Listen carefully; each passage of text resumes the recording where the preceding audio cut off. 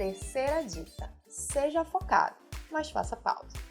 É interessante a gente acreditar que somos capazes de assoviar e chupar a cana, mas a verdade é que o nosso cérebro, por mais evoluído que ele seja, ele tem limitações, e uma delas é a capacidade de prestar atenção em apenas uma única coisa. Quando dividimos, quando tentamos ser multitarefa, por exemplo, ler um livro e ao mesmo tempo visualizar os stories do Instagram, o nosso cérebro não consegue prestar atenção de fato em uma das atividades. E você adivinha qual o seu cérebro vai focar mais atenção? É claro que é nos stories do seu gatinho, da sua gatinha, né? Não é no livro. Então, quando a gente está estudando, o ideal é que você se foque apenas nos estudos. Porque o nosso cérebro, quando fica alternando de uma atividade para outra, ele entra num estado de fadiga muito mais rápido do que se ele tivesse apenas focado em uma atividade. É claro que o nosso corpo também precisa de descanso, também temos nossa necessidade de tomar água, de ir ao banheiro, mas o nosso cérebro, ele não gosta muito de estudar. Pois é, ele não gosta de estudar. Nosso cérebro, não é a gente. O nosso cérebro não gosta de estudar. Então, ele vai sempre tentar fugir desse processo, né, de você ficar ali, por exemplo, lendo um livro ou vendo uma videoaula.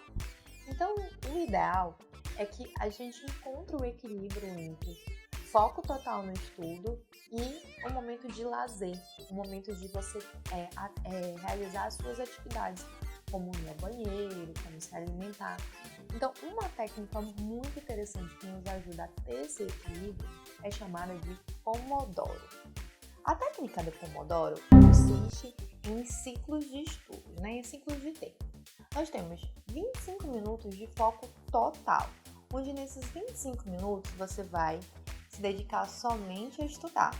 Nesse período, você desativa o seu celular, coloca ele em modo avião, desliga ele, se foca somente em estudar.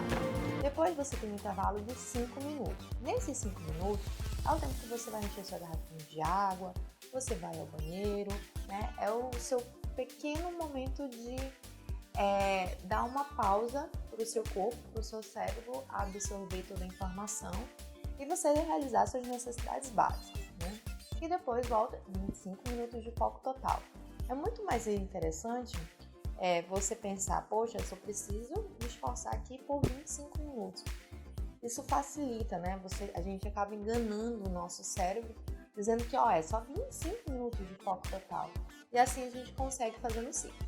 Quando você faz 4 ciclos pomodoros, ou seja, 4 ciclos de 25 minutos total de foco, aí você pode ter um intervalo maior de descanso, de 30 minutos a 1 hora. E aí é o seu período que você pode fazer uma refeição, como almoço, janta, É um momento que você pode desbloquear o celular, acessar suas redes sociais. Para você controlar esse tempo, a técnica inicial, ela usa um timer de cozinha, Que na verdade era um tomatezinho, por isso vem o nome de Pomodoro, Que você ajusta os 25 minutos, ele vai despertar, mais 5 minutos, ele desperta. Ou você pode usar o seu próprio celular, para despertar, o cronômetro, Existem ainda aplicativos que são para essa técnica Pomodoro. Se você digitar Pomodoro nessas lojas de aplicativos, vão surgir assim, uma lista de infinidade de aplicativos voltados para essa técnica.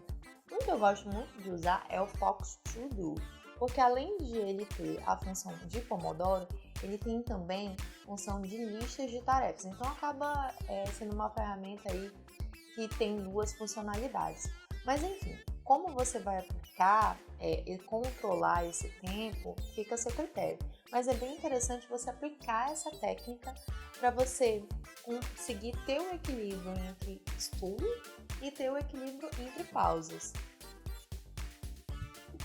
Quarta dica: revise o conteúdo.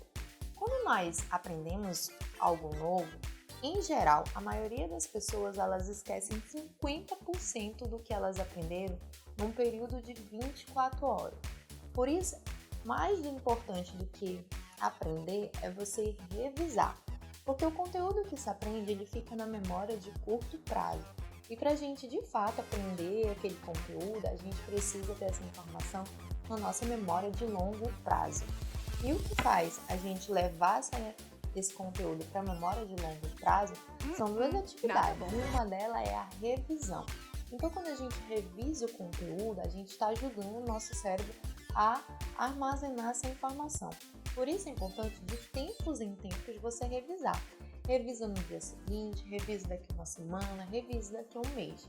Eu sei que parece meio entediante você ter que olhar de novo aquelas suas anotações de seus tópicos, mas é importante e é necessário. É igual na programação. A programação, quando você vai executar um programa, criar o seu programa a primeira vez, talvez as coisas não façam muito sentido. Mas é a prática que vai torná-lo um bom programador. Porque a prática acaba sendo uma revisão. Você está sempre revisando o conteúdo que você aprendeu, mesmo quando você está criando programas semelhantes. Para você revisar, existem diversas técnicas. Você pode fazer resumo, você pode dar só uma lida nos seus tópicos, você pode fazer mapas mentais, que é muito interessante essa técnica. Você pode utilizar a técnica dos flashcards. A técnica do flashcard é a minha favorita, né? Eu tenho até uma pastinha onde eu guardo meus flashcards. Mas você pode, por exemplo, montar ele no estilo de chaveirinho, enfim. A ideia é que de um lado do cartão, um pedaço de papel, você pode pegar uma folha A4 e dividir em 4 pedaços, por exemplo. De um lado do papel, você vai colocar um termo, um conceito, uma pergunta, um comando de uma linguagem de programação. Do outro lado, você vai colocar a resposta da pergunta, o significado daquele conceito, o significado daquele comando. E aí a ideia é, você pega o cartão, vê a pergunta, ou vê o conceito, ou vê o comando, enfim, e você tenta lembrar o que ele significa, né? E depois você confere a resposta olhando atrás. A ideia é que você tenha vários cartões, né? Que você possa ter vários cartões. E aí, de tempos em tempos, você vai revisando. E aí o legal é porque você pode, por exemplo, dentro do ônibus, você está revisando o seu conteúdo. Quando você pega um cartão que você acerta, você coloca ele lá no fim da pilha, porque você vai demorar agora a revisar aquele conteúdo. Quando você erra o conteúdo que está naquele cartão, você coloca ali ele bem próximo para que você possa revisá-lo com mais frequência. E assim você consegue fazer uma revisão e colocar essa informação na memória de longo prazo. Quinta dica: pratique e exercite. A gente já viu que a maneira de o nosso cérebro armazenar a informação, né, por um longo tempo é revisando. A outra maneira é fazendo exercícios. O exercício e a prática ajudam a consolidar o conhecimento na nossa memória. Além disso, quando nós assistimos uma aula, seja presencial ou virtual, nós temos a sensação de que compreendemos todo o conteúdo. Mas é quando a gente faz o exercício é que, de fato, a gente identifica o que ainda não foi compreendido ou o que nós não compreendemos direito, né? Então, o exercício é um ótimo feedback para nós mesmos, para identificarmos o que ainda precisamos estudar, quais os conteúdos que precisamos reforçar a revisão e a compreensão. Então, por isso, é essencial que você faça aquela lista enorme que o professor te passa. Não é por maldade do professor, é para que você possa praticar, ficar bom naquilo, né? E para que você possa identificar o que você está aprendendo ou não, principalmente na área de programação. Nós, programadores, a gente só absorve mesmo o conteúdo quando a gente pratica muito. Então, há várias práticas, né? Exercitando muito, fazendo vários exercícios, vários programas, que a gente vai de fato compreender. Não é quando o professor explica ali na lousa que você vai compreender o que é um algoritmo, que você vai compreender como é que se faz o programa. Não, é você fazendo os exercícios, é você praticando que você vai entender. É como andar de bicicleta. Se eu te falar qual é a teoria de como você vai andar de bicicleta, você pode achar que entendeu, que sabe tudo e que é só sentar na bicicleta e pedalar. Mas se você nunca andou de bicicleta, você com certeza vai levar um tombo. Você com certeza não vai conseguir o equilíbrio de primeira. Você vai precisar da prática, exercitando, errando, acertando de novo, para conseguir aprender.